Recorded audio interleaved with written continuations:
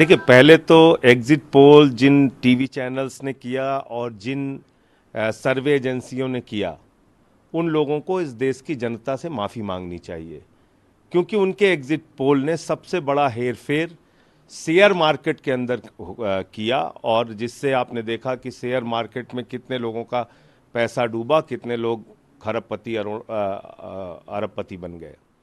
दूसरा काम क्या हुआ कि प्रशासन तंत्र को, चुनाव आयोग को और जनता को भ्रमित करने का काम एग्जिट पोल ने किया। मैं पिछले 3 दिन से लगातार कह रहा हूं कि एग्जिट पोल के जो नतीजे दिखाए जा रहे हैं ये वास्तविकता से कोसों दूर है। आपने 37% वोट शेयर तमिलनाडु में दिखा दिया, 14% वोट शेयर बीएसपी का उत्तर प्रदेश में दिखा दिया। आपने इंडिया गठबंधन के वोट शेयर तो ज्यादा दिखाए लेकिन सीटें कम कर दी उत्तर प्रदेश में।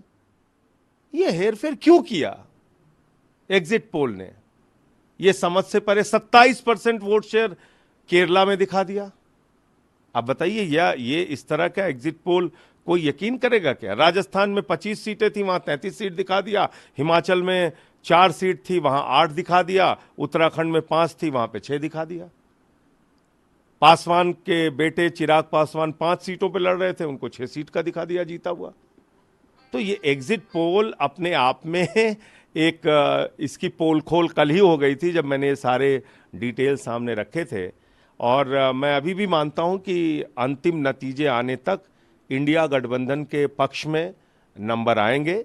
अभी जो मेरी जानकारी है वो 255 के आसपास इंडिया गठबंधन की सीटें पहुंच गई हैं। बहुमत से थोड़ा आंकड़ा पीछे है, लेकिन अंतिम काउंटिंग तक नतीजे इंडिया गठबंधन के पक्ष में आएंगे, बहुमत आएगा। दूसरी बात ये कि ये वक्त बहुत निर्णायक है, बहुत महत्वपूर्ण है। अंतिम समय में जब काउंटिंग हो रही होती है उस वक्त छोटे छोटे मार्जिन की जो सीटें होती हैं 2000, 4000, 5000 की, उसमें गड़बड़ी की बहुत संभावना होती है।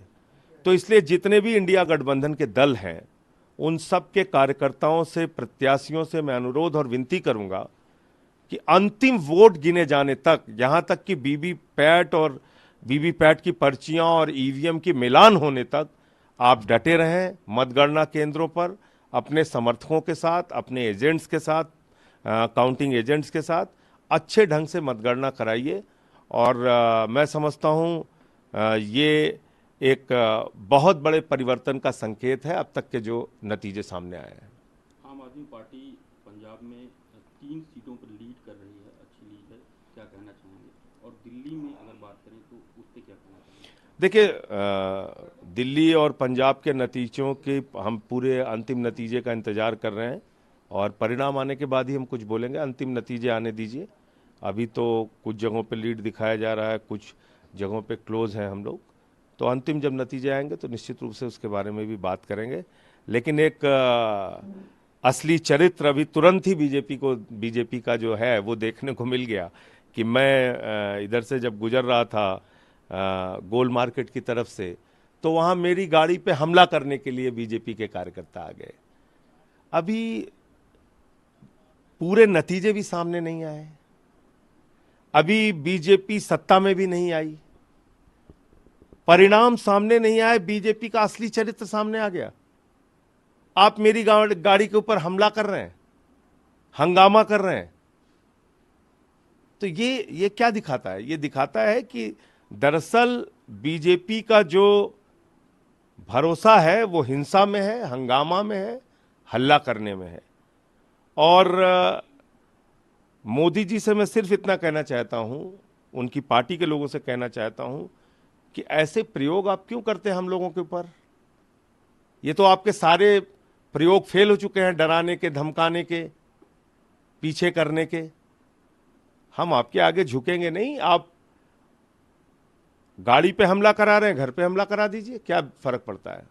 मैं यहीं घर पे हूं अपने, यहां भेज दीजिए 10, 20, 50 कार्यकर्ताओं को, वो पत्थर मारें, ईंटा मारें, लाठियां मारें। जो आप लोगों का चरित्र है वही दिखाइए।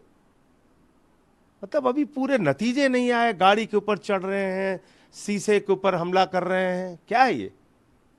मजाक बना रखा है।